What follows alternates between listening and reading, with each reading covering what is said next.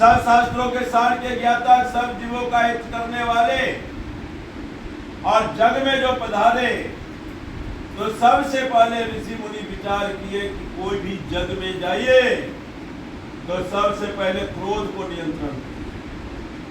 अब विवाह भी एगो जग है, अब भोजन में विलंब है तो क्रोध काहे करिए?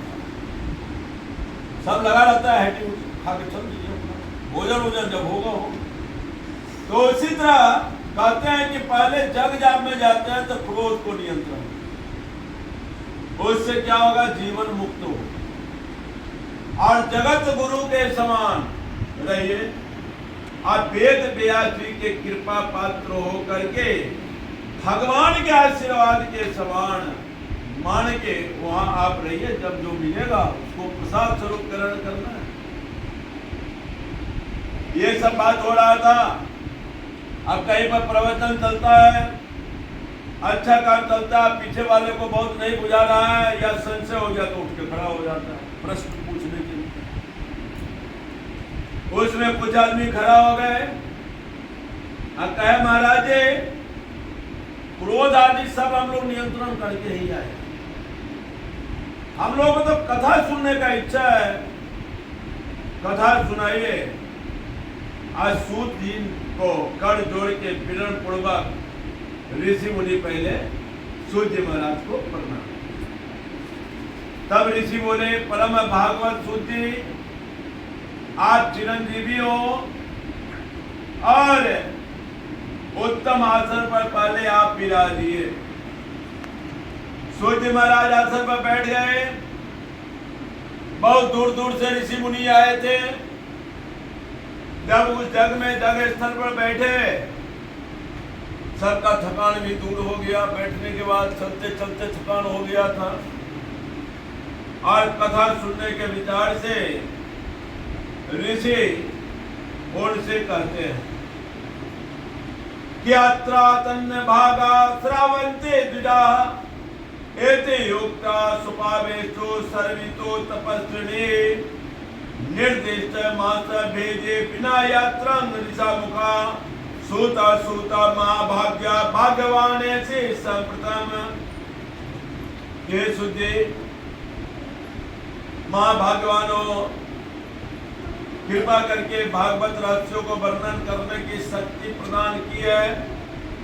आप लोग कथा सुन के सभी प्रकार से सुखी हो और बहुत दिन पश्चात आज वन में कैसे गमन हुआ उसका एक कथा यहाँ कैसे आया गया, वही कथा आप लोगों के हित में कहूंगा। इसलिए अच्छे विचार करके वह कथा कहता हूं। कोई भी धार्मिक कथा जो होता है, एक अज्ञान रूपी अंधकार जो नेत्र के सामने छा जाता है, अच्छा कथा अच्छा प्रवचन होने से वो अंधेरा लोगों का दूर हो जाता है। चिंता उनता होता है बहुत से, अध्यात्म में चले जाइएगा और दूर होता है। और कथा पुराण से क्या होता है, वो दवाई जैसा काम। मनुष्य चिंतन में है तो कहता है कि भगवान के शरण में जाइए, और रोग के लिए वो रसायन का काम यानी दवाई का काम करता है। और मनुष्य को जब कथा में मन लगने लगता है तो मन ऐसा ही प्रसन्न हो जाता है। टीवी जजमानी को देखिएगा, टीवी खोल के आता प्रवचन था, बहुत आदमी सुनते होंगे। अब यहाँ हम आते हैं तो देखते हैं, सब जगह तो जाएंगे नहीं। अब कोई हरि लीला सुनता रहता है तो कोई रास लीला सुनता रहता है। अब बहुत आदमी समाचार सुनता रहता है, बहुत सिनेमा में देखता रहता है। माने आनंद आपको मिलना चाहिए, किसी का क्षति नहीं होना चाहिए। सिनेमा में कोई दिक्कत नहीं, आनंद मिल रहा है आपको, क्षति नहीं हो रहा। तो कहते हैं आनंद का तो बहुत प्रारूप है।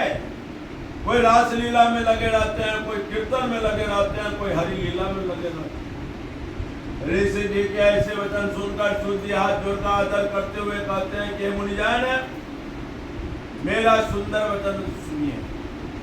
और सूर्य कैसे कैसे आए वहां, तो रास्ता का वर्णन सब कर कि सबसे पहले हम पुष्कर नामक तीर्थ में, अब पुष्कर जो है, जैसे गया जी में पिंडदान लोग करते हैं अपने पितरों का, उसी तरह पुष्कर में भी पिंडदान होता है।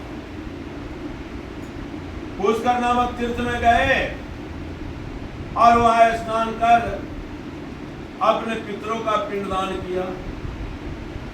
वहां से चलते चलते जमुना जी में गया, जमुना जी होते होते गंगा जी में गया, और गंगा जी के द्वारा एक काशी धाम, काशी में भी पिंडदान होता है। काशी धार्मिक क्षेत्र भी है।